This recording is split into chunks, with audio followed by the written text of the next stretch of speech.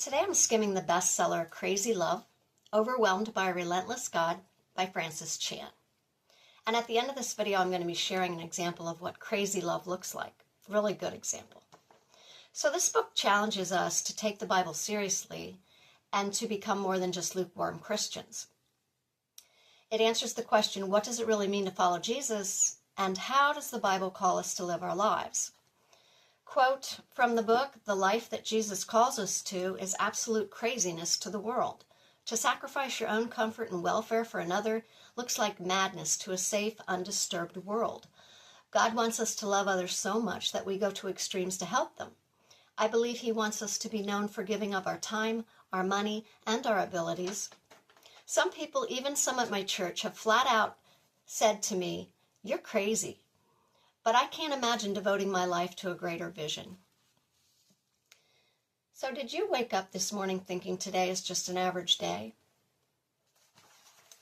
On the average day, we live caught up in ourselves. On the average day, we don't consider God very much. On the average day, we forget that our life truly is a vapor. But there's nothing normal about today. Just think about everything that must function properly just for you to survive. For example, your kidneys. The only people who really think about their kidneys are people whose kidneys don't work correctly. The majority of us take for granted our kidneys, liver, lungs, and other internal organs that we're dependent upon to continue living. What about driving down the road at 65 miles per hour, only a few feet away from cars going the opposite direction at the same speed? Someone would only have to jerk his or her arm, and you would be dead. I don't think that's morbid. I think it's reality.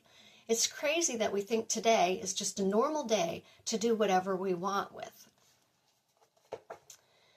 1 Corinthians 10:31 tells us to live our lives in a way that glorifies and honors God. Quote from the book, "To be brutally honest, it doesn't really matter what place you find yourself in right now.